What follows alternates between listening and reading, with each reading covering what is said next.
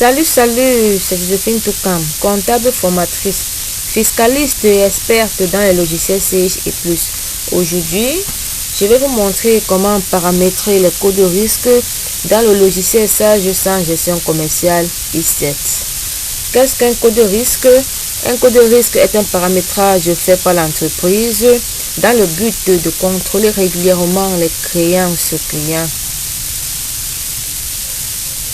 Pour ce faire, je vais au menu Fichier, Paramètres de société, Tiers et je prends un code de risque. Ici, la première action par défaut est à livrer. Comme code de risque, j'écris un coût normal.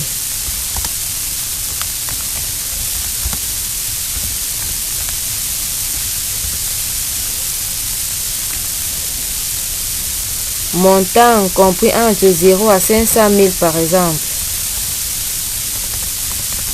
Un coût normal ici signifie que lorsque le montant de la créance client, le montant des factures, des bons de livraison, des bons de commande, en fait ça dépend du domaine qu'on doit choisir. Bref, lorsque le montant total du client dans la comptabilité est compris entre 0 à 500 000 francs, nous pouvons continuer à livrer ce client. J'enregistre. Et puis, action à surveiller, je mets code de risque dépassement. Code de risque dépassement.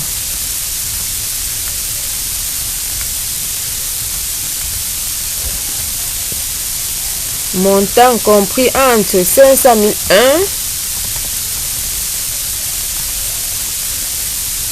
001 entre 500 001 et 1 million. Dépassement signifie que lorsque la créance client dépasse les 500 000 initialement paramétrés, est maintenant compris entre 500 001 et 1 million, nous devons commencer à surveiller ce compte client là. Si possible, rédiger les lettres de relance client envoyées au client histoire de l'inviter à solder tout ou partie de sa créance. J'enregistre. Vous pouvez également me contacter via WhatsApp pour des formations. Je réponds aussi 79 69 93 26. Merci. Action. Je prends la troisième action à bloquer. Code de risque. Je peux écrire client insolvable ou demande de dérogation.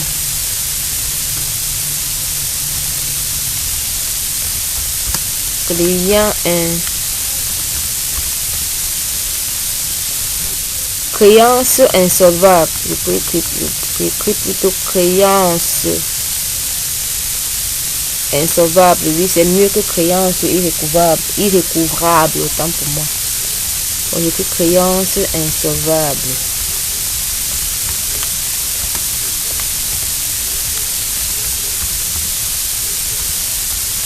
Créance insolvable. Action à bloquer. Montant compris entre 1 million 1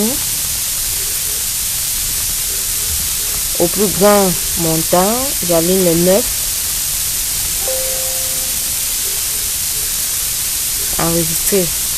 Une fois les codes de risque paramétrés, nous devons penser à l'affecter au client. Affectons donc le code de risque au client. Pour ce faire, nous venons donc au menu structure client. Je choisis par exemple le client Tanefossal. Double-clic et puis je vais sur solvabilité. Pour le moment, il n'y a encore aucune opération. Le code de risque par défaut qui vient chez Tanefossal, c'est un coût normal. Montant compris entre 0 et 500 000. Vous voyez là, voilà les trois codes que j'ai créés. Un coût normal. Ok.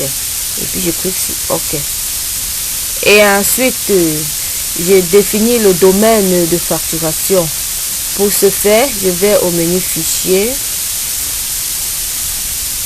Paramètres de société, pardon, logistique, déclenchement sur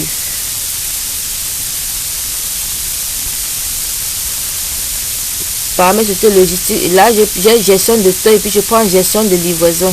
Oui. Déclenchement du contrôle. Déclenchement du contrôle. Je clique sur la flèche ici. Nous avons la validation de ligne, aucun, création d'entête de document, fermeture de document, mais je préfère prendre une validation de ligne. Je prends validation de ligne. Voilà. Contrôle en fonction du solde plus facture plus BL plus PL plus BC. Dans le solde du client plus la facture plus bordeaux de livraison plus bon de commande, le montant total. Je pourrais prendre uniquement solde comptable, je peux prendre solde plus facteur, je préfère prendre le montant total. Ok. Et puis je clique là. Ok. Et là, j'ai paramétré le code de risque. J'ai affecté le code de risque au client. Et puis, j'ai choisi le domaine d'application du dit code de risque. Ce qui reste à faire maintenant est d'aller faire une facture de vente et voir si le code de risque paramétré doit s'appliquer au client.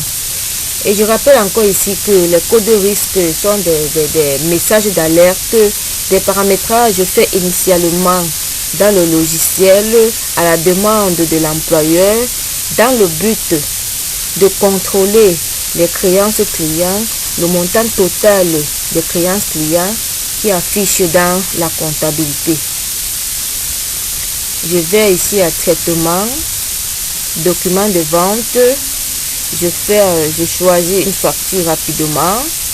Je choisis la facture rapidement et puis j'écris sur nouveau. Ok.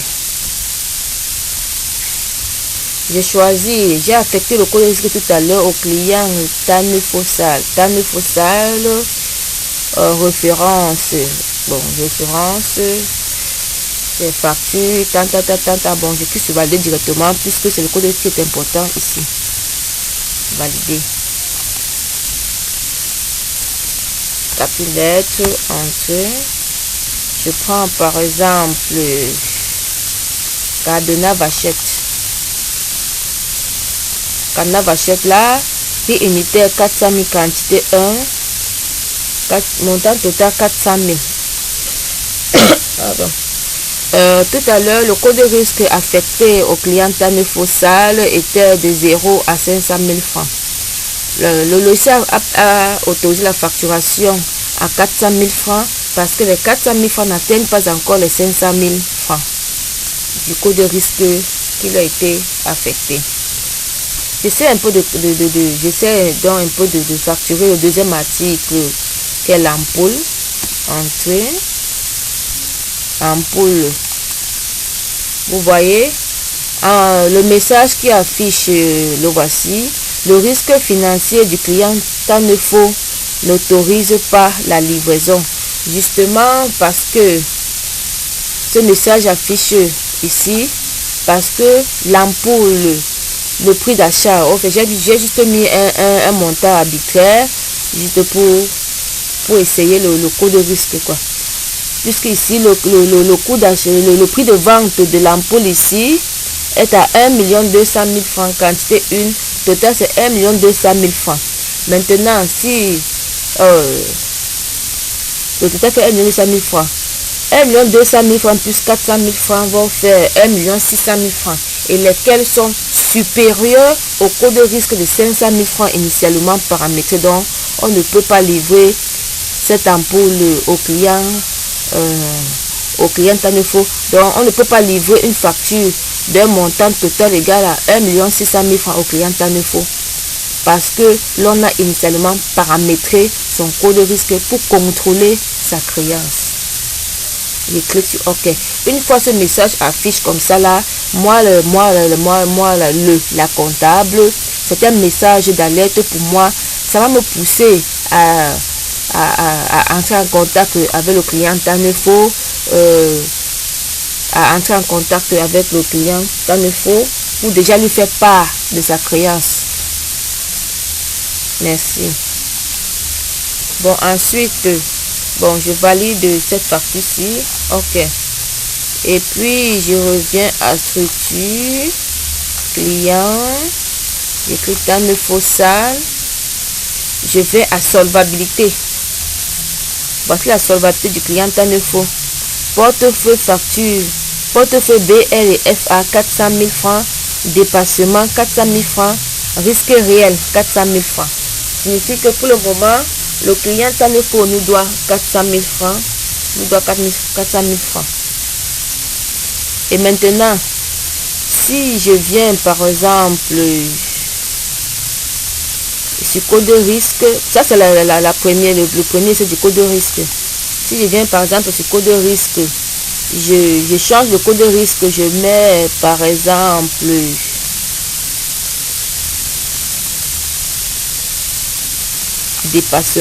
dépassement, le montant est compris entre 500 001 à 1 million. Et maintenant si je reviens dans structure, article, j'ouvre tout à l'heure, c'était quoi, c'était les ampoules, les ampoules LED, je change le prix d'achat de l'ampoule, je mets le prix d'achat de l'ampoule LED 80 volts, je mets par exemple son prix d'achat à 2000 francs.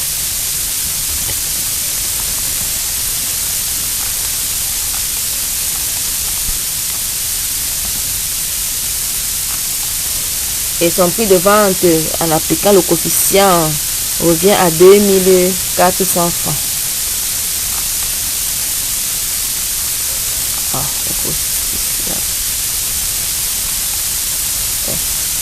Je vais d'abord passer ici, là, puisqu'il n'est pas question de perdre ça. Voilà, c'est bon.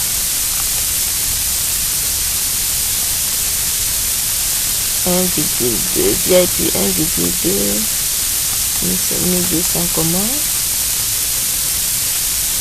Espace petit. Voilà. Bon, c'est bon maintenant. Bon, ce qui est plus important ici, c'est je mets le prix d'achat. J'ai changé le prix d'achat d'ampoule LED à 2000 et le prix de vente est revenu à 2400. Je vous rappelle que le coefficient n'est pas obligatoire. Et puis je mets OK. Je mets OK et puis je refais une nouvelle facture. Traitement, document de vente, facture, nouveau, facture. Voilà. Je prends Tanefo encore. Entrée sans toutefois compliqué. Oui, là, on dit le risque financier de Tanefo doit être surveillé. Vous voyez, ça affiche que son risque financier doit être surveillé, puisque tout à l'heure j'ai changé le code de risque en mettant de 500 001 à 1 million. De 500 001 à 1 million signifie que son risque financier doit être surveillé.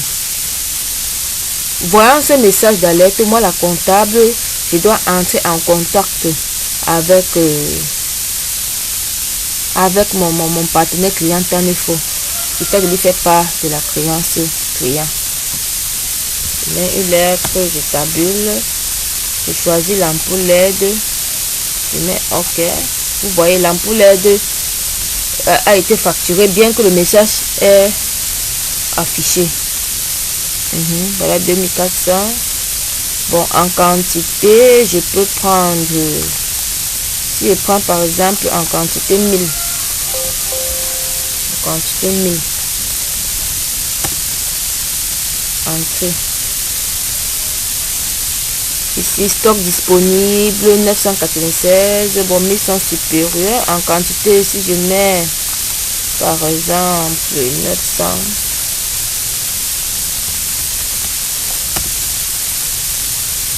Le risque financier étant faux n'autorise pas la livraison. Oui, ça n'autorise pas la livraison. Pourquoi? Parce que si je fais 2400,